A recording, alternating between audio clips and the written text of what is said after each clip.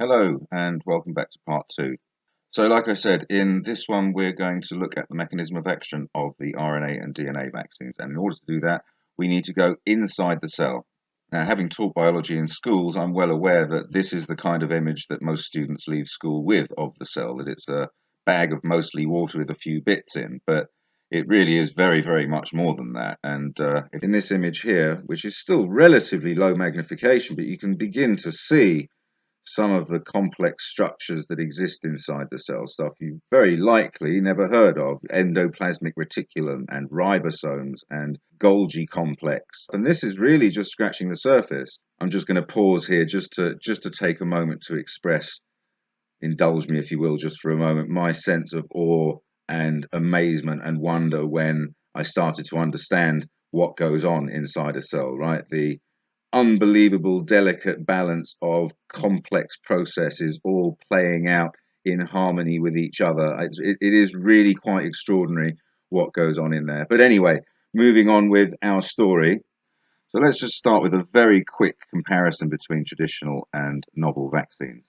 We went through the mechanism of traditional vaccines last time, and so just very quickly, traditional vaccines send an attenuated virus into the body, which stays outside of the cell, stays in the blood and in the tissue fluid, and provokes a normal immune response. Remember, it just stimulates the immune system to do what it does anyway. The novel vaccines, the active ingredient is either a strand of DNA or RNA, which codes for viral antigens. It is headed for the interior of the cells, where it recodes the cells to produce viral antigens. In the case of these vaccines, spike proteins. There's kind of a little irony here in that the novel vaccines actually mimic the action of a virus, right? Entering the cell, reprogramming it, and getting it to produce parts of viruses. Since the advent of electron microscopy, we've learned a great deal about the inner workings of the cell.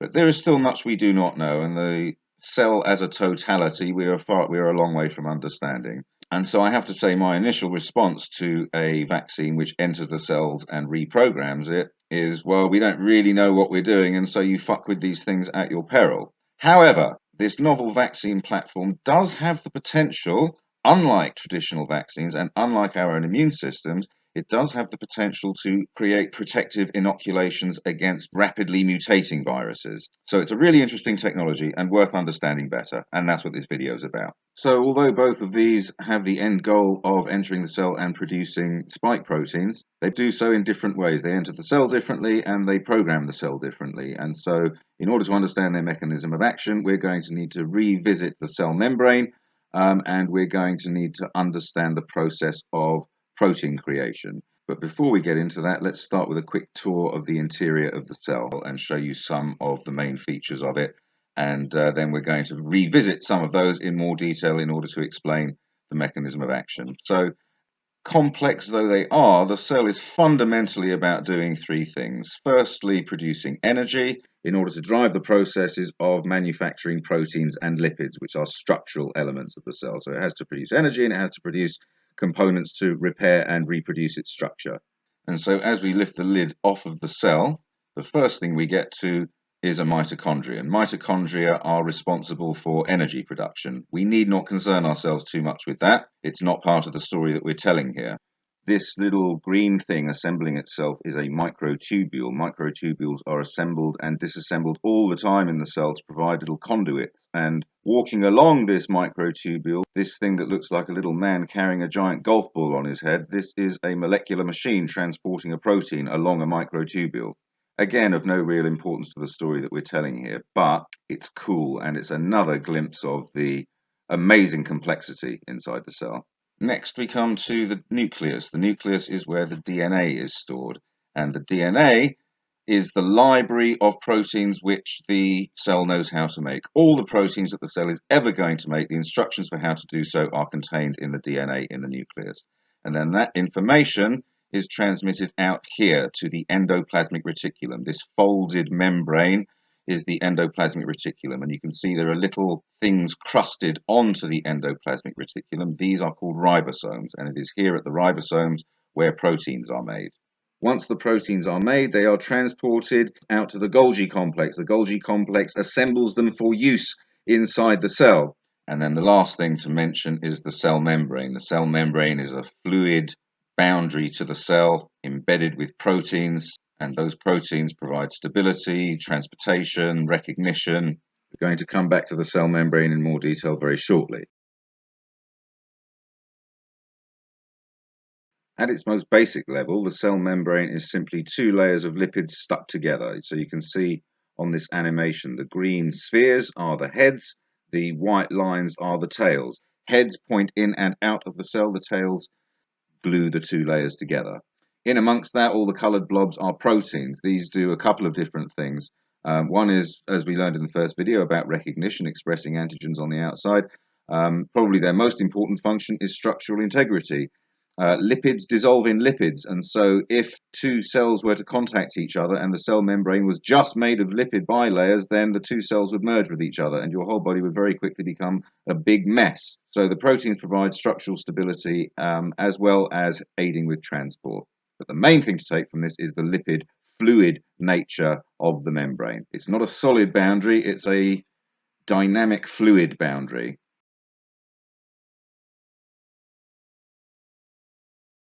There's two different ways here. The first one we saw in the first video. So the DNA vaccines, the AstraZeneca and Johnson & Johnson vaccines, those are viral vectored vaccines. So they use a human adenovirus. They take out the adenovirus's genetic material and they insert instead a piece of DNA which codes for the manufacture of coronavirus spike proteins. That virus already knows how to enter the human cell, and so they hijack that ability in the virus, and the virus enters the cell, goes to the nucleus, and inserts its piece of DNA into the nucleus. And so the nucleus has now incorporated the ability to manufacture spike proteins, right? In its library of proteins that it knows how to make, it has now added to that library the ability to make spike proteins. The mRNA vaccines are different. They don't carry DNA, they carry mRNA. mRNA is going to go directly to the ribosomes. We'll go into this in more in a minute, but the mRNA is going to go directly to the ribosomes and start manufacturing spike proteins directly, not having to go via the nucleus. Now, the way they are vectored into the cell is by encasing the mRNA in a lipid nanoparticle. Lipid with lipid, because the cell membrane is a lipid and this particle in which the mRNA is encased is a lipid. The lipid particle dissolves into the cell membrane and the mRNA slips inside the cell. So now that we have an understanding of how the vaccine particles get into the cell, we need to now understand what they do once they're in there. And in order to really understand this, I think we first need to scroll right back to what is a protein and how a protein is constructed. At its most basic level, a protein is simply a long string of amino acids joined together in a chain. But this is not really a protein. As it says on here, this is a polypeptide chain. And so the links between amino acids are called peptide linkages. And so the chain of amino acids linked together with peptide linkages is called a polypeptide chain. But before it can become a protein, it has to go through some folding. And so the first level you can see on this diagram here, this is the polypeptide chain moving into its first level of folding, which is usually a helix. It can be sheets or helices, but usually a helix. So the long chain winds itself into a coil, and then further folding takes place. So that coil, which you can now think of that as a sort of hose, if you like, that curves in and around itself, and then that undergoes sticking together with other pieces or further folding. All of this takes place, all of this additional folding takes place in the Golgi apparatus.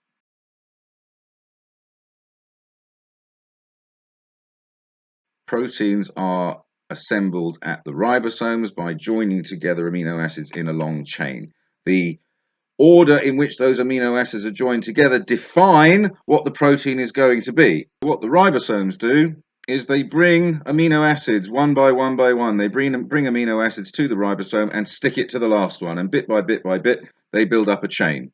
Now, the ribosome knows which amino acid to stick next to the next one because of the other code on the mRNA. So on this diagram here, you can see there's a strand of mRNA with a series of what are called codons. We'll get to codons in a minute, but a codon is a section of RNA which codes for a particular amino acid. And so each codon causes the creation of a piece of transfer RNA. That transfer RNA, its job is to go out into the cytoplasm, pick up the appropriate amino acid, and bring it back to the ribosome where it can be stuck onto the chain. Each codon codes for the next amino acid in the chain, and so the chain of mRNA passes through the ribosome, and as it does so, the next amino acid on that chain which is coded for is added to the polypeptide chain until it reaches the end of the mRNA chain, the end codon, and then the polypeptide chain moves away off to the Golgi complex to be folded. Here is a short section of a strand of RNA. So you can see there's a single strand coiled around, and then sticking out of that strand, kind of like half a ladder, right? Sticking out of that strand are various different lettered, what are called bases. So RNA has 4 different bases: cytosine, guanine, adenine, and uracil.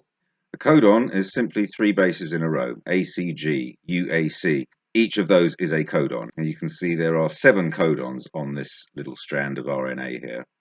Typically, polypeptide chains are somewhere between a few hundred and a few thousand amino acids in length, and so if you have a polypeptide chain 500 amino acids in length, you need an mRNA chain 1500 bases in length, because 3 bases make 1 codon, and 1 codon equals 1 amino acid. And here is a table which shows which codons code for which amino acid. So there are 4 options in each of 3 spaces. 4 times 4 times 4 is 64. There are 64 possible codons. There are only 20 amino acids, and so you see there are some duplicates on the table. And of course, you need codons for stop chain and start chain as well. Now, it's worth mentioning at this point that mRNA in the cell, normal naturally occurring mRNA in the cell, gets broken down very quickly. It gets used, broken down, reassembled into new RNA. This is going on all the time.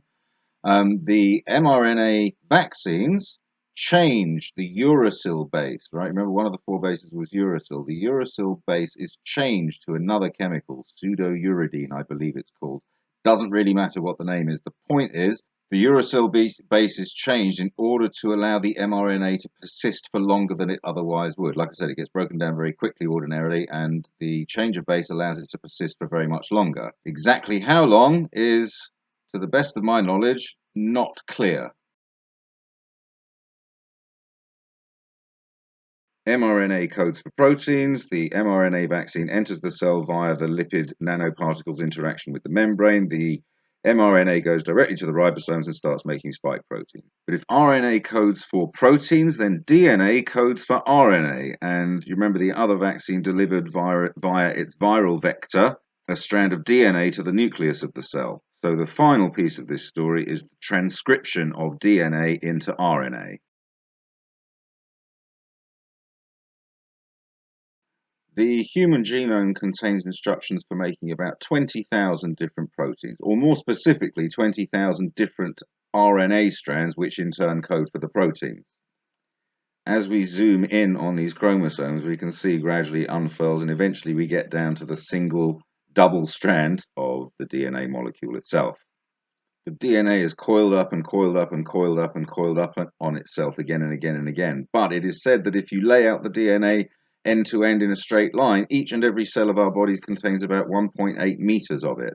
Times, say, 10 trillion cells in the body, that's 18 billion kilometers of DNA that each and every one of us carries around in our bodies. That's the diameter of 2.5 solar systems, approximately. And I found a very cool little piece of film showing an enzyme. This is an enzyme called RNA transcriptase. Its job is to transcribe RNA from DNA. So it moves along the strand of DNA, opens it up, copies one half of it. That half of it makes a strand of RNA. RNA is kind of a mirror image of DNA. We'll get into this in a second. And then zips it back up again and leaves it as it was. Got a really beautifully created piece of animation, shows it so very clearly.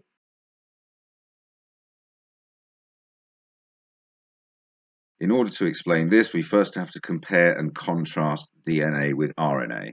There are a couple of key differences to note. So firstly, RNA on the left, you'll notice it has a single backbone, a single strand. The DNA is a double backbone, double helix, as opposed to a single helix. The other key difference is that the uracil base on RNA is thiamine on DNA. one more important thing to point out is that cytosine always goes with guanine, adenine always goes with thymine in DNA, right? The two halves of the ladder, the two strands are linked together by the bases joining up. And you'll see that red always goes with yellow and green always goes with blue. And so when RNA is transcribed from DNA, the DNA has to unzip. The two halves of it have to come apart from each other, and then one half of it acts as a template to manufacture a strand of RNA. So looking at this diagram here, the top half is the DNA molecule. The darker blue is the half which is going to be transcribed, and then the pink molecule at the bottom is the RNA which comes from that DNA template. The mRNA molecule is a mirror image of half of the DNA molecule. Another way of saying it is that it's exactly the same as the other half of the DNA molecule, but with all the thymine swapped out for uracils. Remembering that that's one of the differences between DNA and RNA, is that thymine on DNA is uracil on RNA. The reason I go into all of this detail about protein synthesis is that it's one of the primary differences, possibly the primary difference between the mRNA and the DNA versions of the vaccine. Because the DNA is transcribed in the cell, the RNA that is manufactured contains uracil, its proper naturally occurring mRNA, which gets broken down by the cell as normal. Whereas the mRNA vaccines swap out the uracils for pseudouridine, which is not broken down by the cells. And so it is a fundamental difference between the two. This is why I needed to explain all of this detail about protein synthesis. So that's about it, I think. I think it's probably worth summing all of that up with an expanded version of this table. And so we've covered quite a lot today, and we now know very much more about the mechanism of action of these vaccines. So I'm not going to bother going over the traditional again, but I would like to compare the DNA, the AstraZeneca and Johnson & Johnson vaccines, with the RNA versions. So the DNA vaccines are adenovirus vectored. They go to the cell nucleus where they deliver DNA. That DNA is transcribed into RNA. RNA goes to the ribosomes. The ribosomes manufacture spike proteins, and then the presence of these foreign proteins in the body stimulates an immune response. The RNA version is a little bit simpler. It doesn't go to the nucleus. It delivers mRNA directly. Remember that mRNA has its uracil substituted so that it lasts longer. Yeah, that mRNA goes directly to the ribosomes, start manufacturing spike proteins, and then the presence of those spike proteins provokes the immune response. So the final thing here is, how exactly do the spike proteins provoke the immune response? And I have to say I'm not 100% certain of this. My best guess is that cells which are producing spike proteins are recognized by the immune system as being not self. And so the immune system destroys them, the dendritic cells mop up the pieces, deliver those to the B cells, and the B cells start manufacturing antibodies to spike proteins. But I'm not 100% certain of that. And it's one of many questions that I have. And I'm going to do a part 3 in which I'm going to articulate some of those questions. I dare say you have some as well, but I'm going to articulate some of the questions that I have. All right, I hope you have followed that. I hope it has been comprehensible. Thank you very much for your attention and for your time. And I will see you shortly for part 3.